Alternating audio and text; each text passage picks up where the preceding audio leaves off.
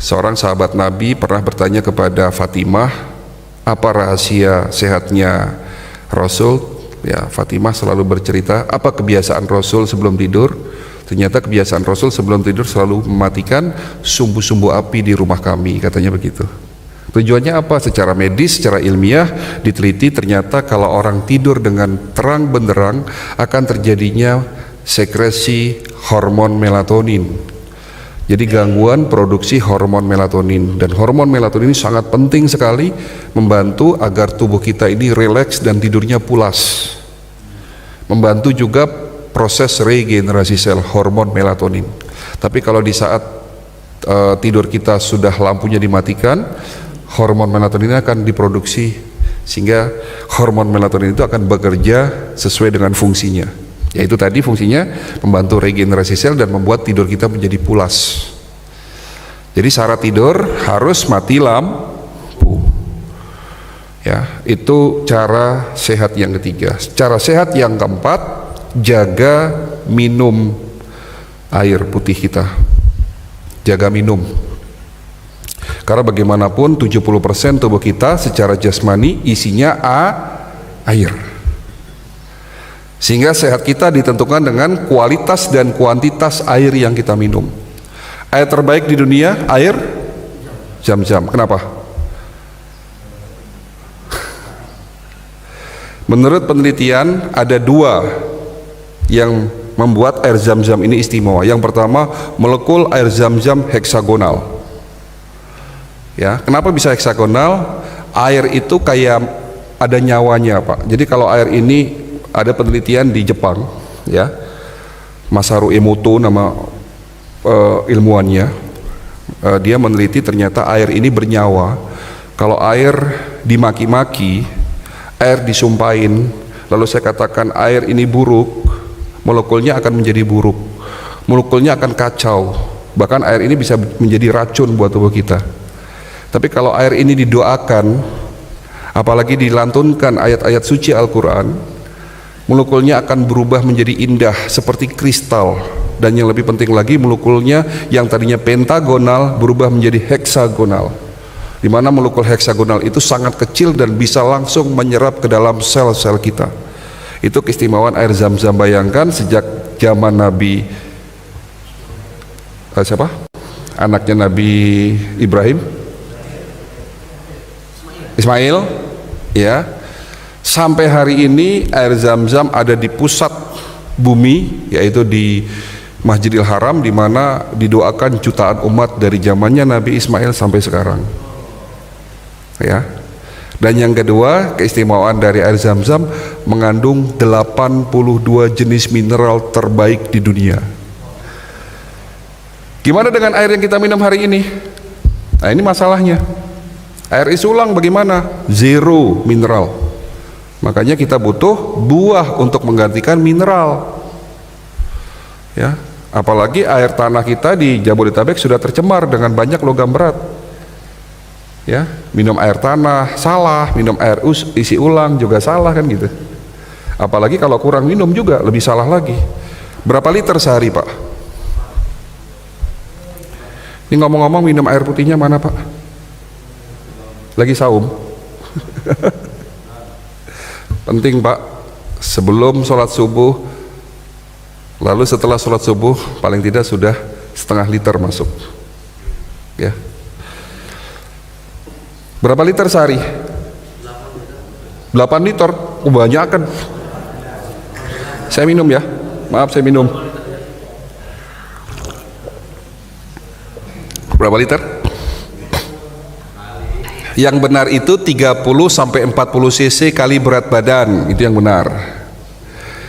Berat badan Bapak berapa?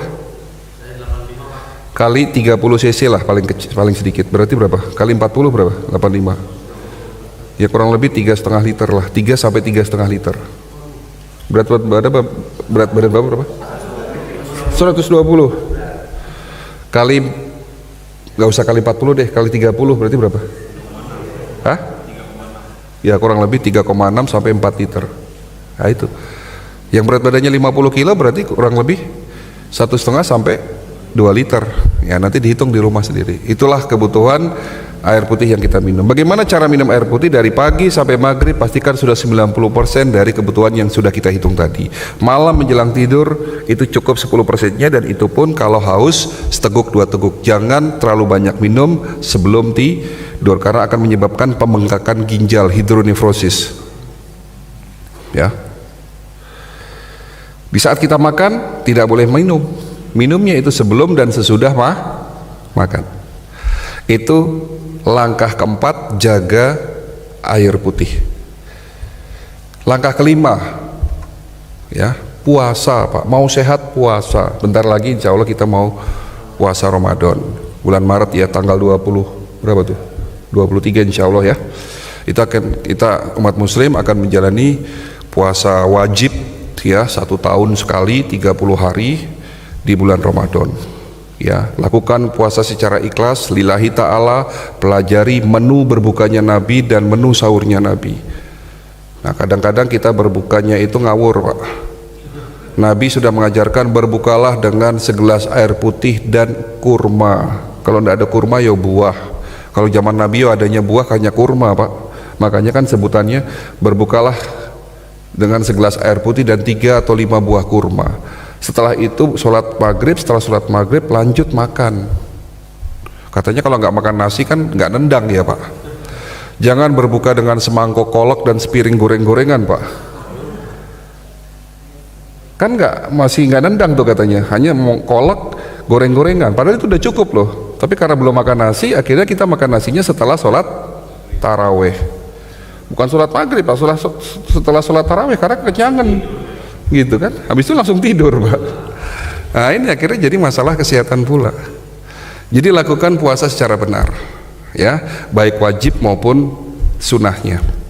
Itu langkah ke-5. Langkah ke-6, olahraga Pak. Mau sehat olahraga. Tujuan olahraga buat apa?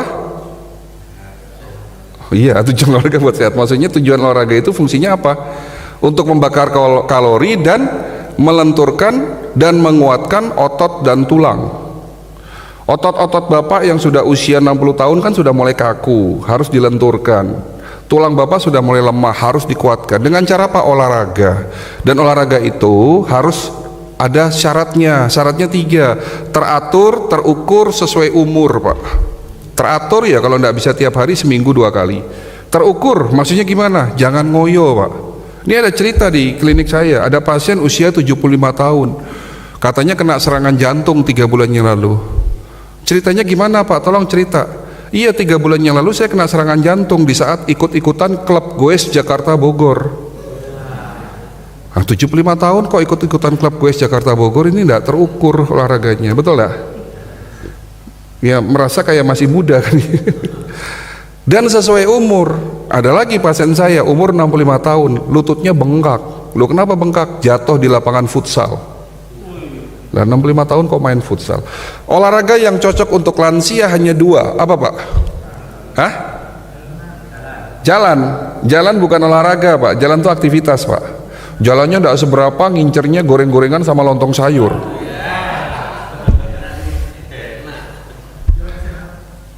Jalan bukan olahraga. Jalan sehat itu seperti apa?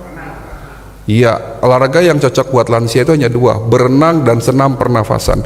Berenang fungsinya untuk melatih otot, mengendurkan otot yang kaku, menguatkan sendi dan tulang, dan senam pernafasan untuk menguatkan paru dan jantung kita. Karena orang yang sudah lansia sudah dipastikan paru dan jantungnya melemah.